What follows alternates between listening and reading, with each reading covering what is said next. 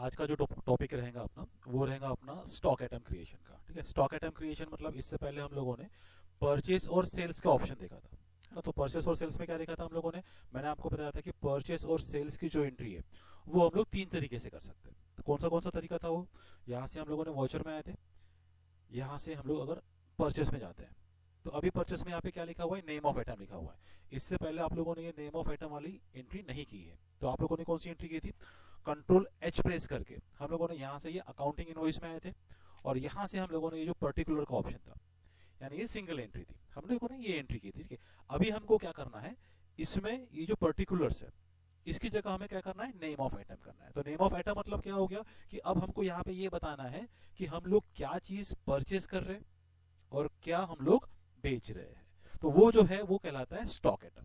यानी अभी आपको स्टॉक आइटम परचेस करना है और स्टॉक आइटम बेचना है यहाँ पे, है ना। तो इसकी एंट्री कैसे करेंगे हम लोग वो देखेंगे। तो सबसे पहले क्या करना है आपको, यहाँ पे स्टॉक आइटम में एंट्री करने के लिए आपको ये जो पर्टिकुलर दिख रहा है ना, इसको यहाँ पे आपको नेम ऑफ आइटम लाना है।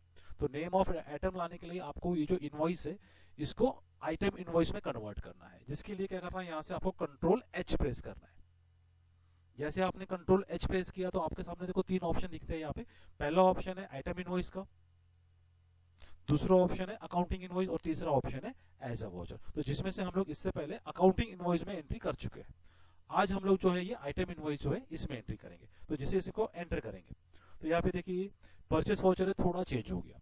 चेंज कैसे हो गया, यहाँ पे आपका पार्टी नेम ऊपर आ गया, परचेस लेजर भी ऊपर आ गया। इससे पहले क्या था, अकाउंटिंग इनवॉइस में पार्टी नेम ऊपर था और ये परचेस लेजर आप नीचे लिख रहे थे, लेकिन यहाँ पे क्या हो गया, आपका पार्टी नेम भी ऊपर आ गया, परचेस लेजर भी ऊपर आ गया, और नीचे में यहाँ पे आपको दिख रहा है नेम ऑफ आइटम। तो नेम ऑफ आइटम मतलब यहाँ पे अभी आपको ये बताना है कि आप क्या परचेस करने वाले हैं, यानी कौन कौन सा स्टॉक आइटम आप परचेस करने वाले हैं। ठीक है, तो उससे पहले वो ये एंट्री करने से पहले यहाँ पर स्टेप 1 में हम लोग समझेंगे यूनिट क्रिएशन। अब ये यूनिट क्रिएशन क्या होता है, जैसे आप देखो कोई भी सामान अगर खरीदते हो या बेचते हो तो उसका एक मेजरमेंट होता है, मेजरमेंट यूनिट होता है। मेजरमेंट यूनिट मतलब क्या हो गया कि जैसे आप दुकान चले गए, आपको चावल खरीदना है, क्या बोलोगे दुकान वाले को, चावल मांगोगे, और क्वांटिटी में क्या मांगोगे, किलो। आप उनको चावल 1 लीटर बोलोगे क्या, क्यों नहीं बोलोगे, क्योंकि चावल का जो मेजरमेंट यूनिट है वो क्या है, किलो है। तेल मांगेंगे तो तेल किलो में भी आता है, लीटर में भी आता है, दोनों में आता है ना। लेकिन अगर साबुन खरीदने जाओ आप, मान लो कोई एक साबुन खरीदने चले गए, तो किलो में मांगोगे, लीटर में मांगोगे, किस में मांगोगे, नहीं डजन में भी बहुत कम खरीदते हैं, क्या मांगोगे, हाँ? नहीं तो कंपलसरी नहीं ना कि आपको 4 का ही पैक चाहिए, आपको एक ही चाहिए, तो क्या जबरदस्ती को 4 देंगे क्या आपको, नहीं। तो मतलब क्या बोलोगे, भैया एक साबुन चाहिए, साबुन बोलेंगे, वो पूछेगा कितनी चाहिए, है ना। तो क्या बोलोगे आप, एक। तो एक क्या है, ये नंबर है। यानी कुछ स्टॉक आइटम नंबर्स में होते हैं, आप उनको नंबर में मांगते हैं, भैया 1 चाहिए, 2 चाहिए, 3 चाहिए। कुछ स्टॉक आइटम किलो में होते हैं, 1 किलो, 2 किलो, है ना। कुछ स्टॉक आइटम डजन में होते हैं, कुछ लीटर्स में होते हैं, कुछ बॉक्स में होते हैं, कुछ बॉटल में होते हैं। यानी आप कोई भी सामान खरीदो, हर सामान क्या होता है, उसका एक ना एक यूनिट बना हुआ है। तो यहाँ पे सबसे पहले क्या करना है आपको, जो सामान आप बेच रहे हो उसका यूनिट क्या है, मतलब वो बिकता कैसा है, डजन में बिकता है, किलो में बिकता है, लीटर में बिकता है। तो वो सबसे पहले क्या करना है आपको, यहाँ पे क्रिएट कर लेना है। ठीक है, तो सबसे पहले हम लोग क्या करते हैं, टैली में उसको क्रिएट करेंगे। तो टैली में क्रिएट करने के लिए आपको सबसे पहले आना है गेटवे ऑफ टैली में। गेटवे ऑफ टैली में जो क्रिएट आपको दिखाई दे रहा है, आपको यहाँ पर जाना है।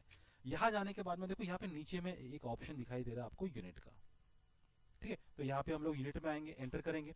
एंटर में आने के बाद में यहाँ पे आपका टाइप में सिंपल है, उसके बाद में जो सिंबल है, तो सिंबल में क्या करना है आपको, जो भी आपका यूनिट बनाना है उसका सिंबल क्या है। तो जैसे एग्जांपल के लिए हम लोग यहाँ पे लेते हैं नंबर, तो मैंने एनओ करके डॉट कर दिया, ये नंबर है।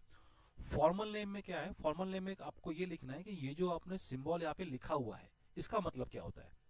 जैसे हर कोई नहीं समझेगा ना, एनओ मतलब नो भी बोलेगा उसको, या फिर ना, तो हमको ये बताना है कि जो मैंने एनओ करके डॉट किया है इसका फुल फॉर्म क्या है। तो इसका फुल फॉर्म क्या है, नंबर। तो यहाँ पे मुझे उसकी स्पेलिंग लिखनी पड़ेगी। ठीक है, फिर यूनिक क्वांटिटी कोड, तो ये जीएसटी के हिसाब से पर्पस से बहुत जरूरी होता है। तो यहाँ पे क्या करना है आपको, ये जो लिस्ट है इस लिस्ट में हमने क्या बनाया, नंबर बनाया। तो यहाँ पे भी आपको क्या करना है, नंबर्स ही सिलेक्ट करना है। तो एनओएस नंबर जो है ये सिलेक्ट करेंगे और सिंपल यहाँ से आपको एक्सेप्ट कर देंगे। तो ऐसे ही आपके जितने भी यूनिट है, आपका किलो का यूनिट होगा, आपका डजन का होगा, आपका लीटर का होगा, तो वो सारे के सारे क्या करना है आपको यहाँ पे क्रिएट करना है। अब अगर केजी का है तो सिंबल में हम लोग क्या करेंगे, केजी लिखेंगे, और फॉर्मल नेम में क्या आएगा उसका, किलोग्राम, ये पूरा नाम आएगा यहाँ पे। ठीक है, तो ऐसे आपको क्या करना है, सारे के सारे यूनिट क्रिएट कर लेना है। यूनिट क्रिएट करने के बाद में सेकंड स्टेप क्या रहेगा हमारा, हमें स्टॉक आइटम क्रिएट करना है।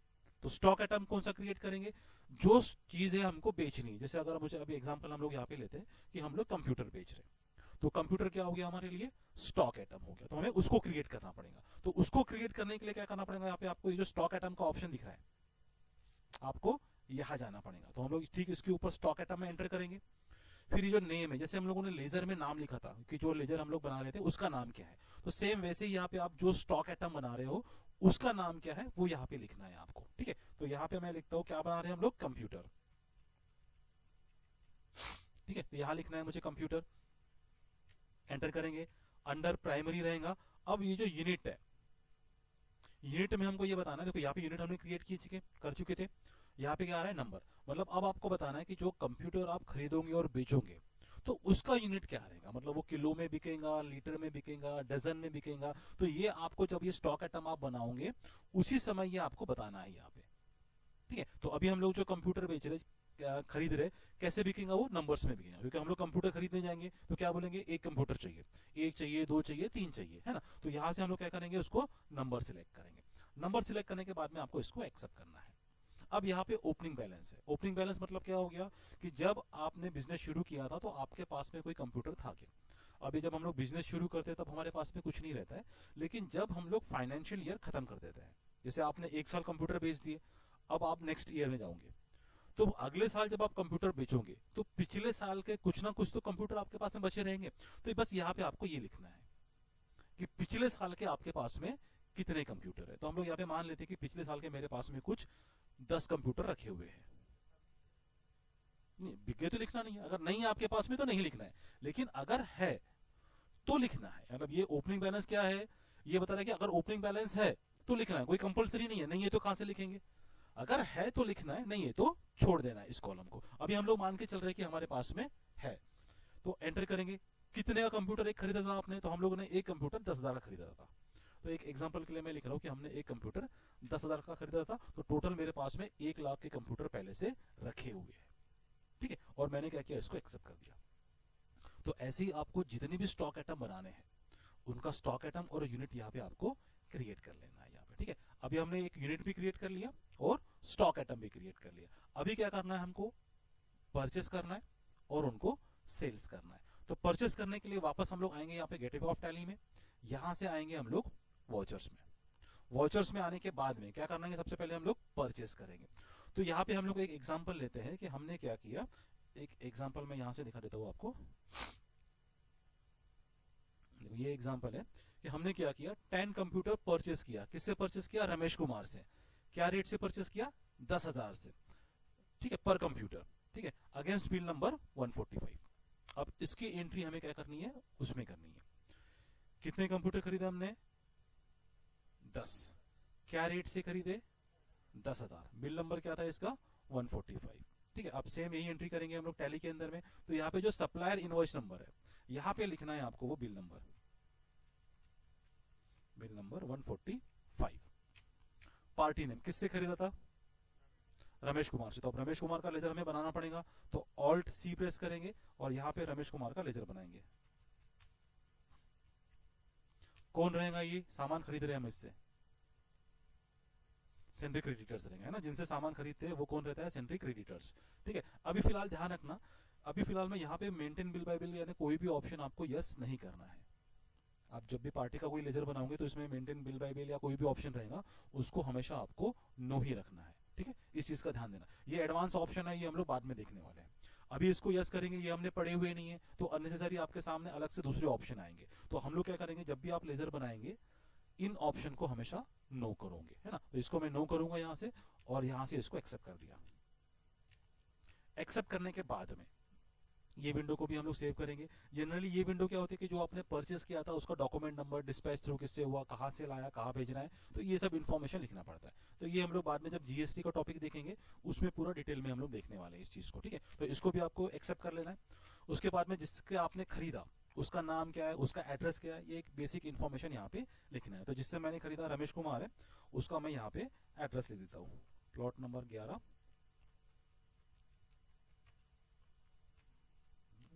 नागपुर। ठीक है, एक आपको छोटा सा उसका एड्रेस लिख देना है, स्टेट महाराष्ट्र रहेगा और सेव करना है। फिर यहाँ पे परचेस लेजर नहीं बनाया हमने, तो क्या करना पड़ेगा, परचेस लेजर को क्रिएट करना पड़ेगा। यहाँ पे अंडर क्या रहेगा, ये परचेस अकाउंट रहेगा। इसको हम लोग एक्सेप्ट कर लेंगे। एक्सेप्ट करने के बाद में अब यहाँ पे जो आपका स्टॉक आइटम है, देखो यहाँ पे आपका स्टॉक आइटम दिख रहा है कंप्यूटर, और यहाँ पे दिख रहा है 10 नंबर। तो इसका मतलब क्या है कि आपके पास जो कंप्यूटर है अभी कितने रखे हैं, 10 रखे हैं यहाँ पे, है ना। तो हम लोग क्या करेंगे, इसमें और मैं 10 परचेस कर लेता हूँ। तो एक कंप्यूटर का रेट क्या था हमारा, 10,000 था, है ना। तो टोटल ऐसे हमने क्या कर लिया, परचेस कर लिया। अच्छा, इसमें अभी एक चीज मैं और बताता हूँ आपको। जैसे ठीक है, ये तो एक एग्जाम्पल हो गया। अब मुझे यहाँ पे मोबाइल ही परचेस करना है, मतलब इस बिल में मैंने मोबाइल ही परचेस किया। अब मोबाइल का स्टॉक आइटम तो हमने बनाया हुआ नहीं है, हमने किसका स्टॉक आइटम बनाया, खाली कंप्यूटर का। लेकिन अब मैं ये चाहता हूं कि मैं मोबाइल की भी एंट्री इसी बिल में करूं। तो अब यही से ही आपको क्या करना है, स्टॉक आइटम क्रिएट करना है। तो स्टॉक आइटम यही से क्रिएट करने के लिए क्या करना है, आपको shortcut keys alt C press करना है। जैसे आप लेजर क्रिएट करने के लिए ऑल्ट सी प्रेस करते हो, तो सेम वैसे भी हम लोग क्या करेंगे, स्टॉक आइटम क्रिएट करने के लिए भी ऑल्ट सी प्रेस करेंगे। तो जैसे मैंने ऑल्ट सी प्रेस किया तो यहाँ पे स्टॉक आइटम क्रिएशन की विंडो में आ गए हम लोग। अब यहाँ पे जो स्टॉक आइटम का नाम है वो लिखना है। तो मुझे कौन सा स्टॉक आइटम परचेस करना है, मोबाइल। अब मान लेते हैं कि जो मोबाइल है वो बॉक्स में बिकता है, तो हमने तो नंबर का बना रखा है, तो इसका मतलब क्या है कि मुझे यहाँ पे भी ऑल्ट सी करना पड़ेगा। तो ऑल्ट सी, सिंपल ध्यान रखो, कोई भी नई चीज क्रिएट करना है आपको, तो उसके लिए हम लोग कौन सी शॉर्टकट की यूज करेंगे, ऑल्ट सी। आप अगर लेजर की जगह पे ऑल्ट सी यूज करोगे तो लेजर क्रिएट होगा, स्टॉक आइटम की जगह पे ऑल्ट सी करोगे तो स्टॉक आइटम क्रिएट होगा, और यूनिट की जगह पे ऑल्ट सी करोगे तो यूनिट क्रिएट होगा। ठीक है, तो यहां से हम लोग ऑल्ट सी प्रेस कर दिया। अब यूनिट हम लोग बनाते हैं बॉक्स, तो सिंबल बॉक्स ही रहेगा। अब सिंबल और फॉर्मल नेम कभी भी सेम नहीं चाहिए, तो हम लोग क्या करेंगे, इसको एस लगा देंगे बाद में, लास्ट में बॉक्सेस कर दिया। और यूनिक क्वांटिटी कोड में भी यहाँ पे भी हम लोग क्या करेंगे, बॉक्स लिखेंगे। ठीक है, और इसको यहाँ से एक्सेप्ट कर दिया और सेव कर देंगे। देखो देखो ना, अब हम लोग मोबाइल 15 खरीदे, एक मोबाइल 12,000 का। देखो, तो ऐसे ही आप यहाँ पे जो भी स्टॉक आइटम आपको बनाना है, ठीक है, जैसे मुझे एक और स्टॉक आइटम बनाना है कीबोर्ड का, तो फिर ऑल्ट सी किया, कीबोर्ड। ठीक है, यूनिट, अब ऑलरेडी नंबर है, नंबर बना हुआ है, तो एक बार आपका यहाँ पे जो यूनिट दिख रहा है ना, अगर वो यहाँ पे दिख रहा है तो नया बनाने की जरूरत नहीं है। अब ये कीबोर्ड नंबर में बिकता है, तो हम लोग क्या करेंगे, यहाँ से जो ऑलरेडी नंबर का बना हुआ है हम लोग उसको सिलेक्ट करेंगे। ठीक है, एक्सेप्ट कर देंगे। अब कीबोर्ड मैंने खरीदा 15, एक कीबोर्ड है 500 रुपए का। ठीक है, तो ऐसे आप जितने भी स्टॉक आइटम आप बनाना चाहते हो ऑल्ट सी करके भी क्रिएट कर सकते हो, या तो फिर डायरेक्ट गेटवे ऑफ टैली से जो क्रिएट की विंडो है वहां जाके भी हम लोग क्रिएट कर सकते हैं यहाँ पे। ठीक है, अब इसको मैंने क्या कर लिया, एक्सेप्ट कर लिया। तो ये मेरा स्टॉक आइटम परचेस की एंट्री हो गया। सेम ऐसी एंट्री मुझे भी क्या करना है, सेल्स की करना है। तो सेल्स के लिए हम लोग सेल्स का वाउचर क्रिएट करेंगे, तो यहां से हम लोग क्या करेंगे, F8 प्रेस करेंगे। अब जो स्टॉक आइटम हमने खरीदा है उसको हम लोग क्या करेंगे, बेचेंगे। तो सेम हम लोग मान लेते हैं कि हमने कैश में बेचा है, तो कैश सिलेक्ट करेंगे। ठीक है, यहाँ पे जिसको आपने कैश में बेचा उसका नाम लिखना है। कैश में तो बेचा, लेकिन फिर भी आपको जिसको आपने बेचा है उसका कुछ नाम तो होगा, तो यहाँ पे क्या करना है, मेलिंग नेम में उसका नाम लिखना है यहाँ पे, है ना। तो मैं लिख देता हूँ कि मैंने किसको बेचा, गणेश कुमार को।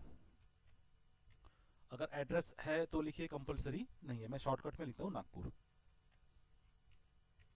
और इसको एक्सेप्ट करना है। फिर यहाँ पे सेल्स का अकाउंट बनाएंगे। सेल्स अकाउंट किस में जाएगा, सेल्स के अंडर में ही जाएगा, है ना, और इसको सेव कर देंगे। देखो, अब यहाँ पे क्या करना है, आपको स्टॉक आइटम जो बेचना है वो यहाँ पे दिखाई नहीं दे रहे। स्टॉक आइटम देखने के लिए क्या करना है, आपको स्पेस दबाना है। तो जैसे मैंने स्पेस दबाया तो देखो यहाँ पे जितने भी आपके स्टॉक आइटम है वो सारे के सारे क्वांटिटी के साथ आपको दिखाई दे रहे हैं। जैसे आप यहाँ पे देखेंगे, अभी कंप्यूटर कितना रखा है, 20, कीबोर्ड 15 और मोबाइल 15। मतलब यहाँ से आप जो सामान बेच रहे हो वो कितनी क्वांटिटी में रखा है आपको ये भी मालूम होता है।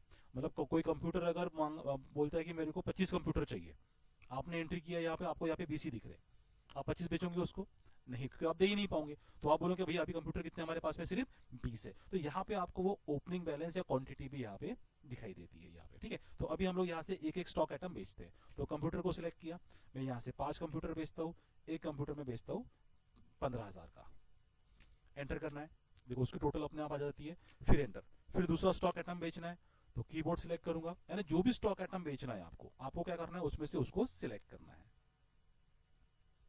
देखो। फिर एंटर किया, फिर स्पेस दबाया, दूसरा स्टॉक आइटम मोबाइल, ठीक है। फिर ये 9 बेचता हूं, ये भी मोबाइल है 15,000 का, ठीक है। देखो अब ध्यान रखना कि यहाँ पर आपको स्टॉक आइटम क्रिएट नहीं करना है।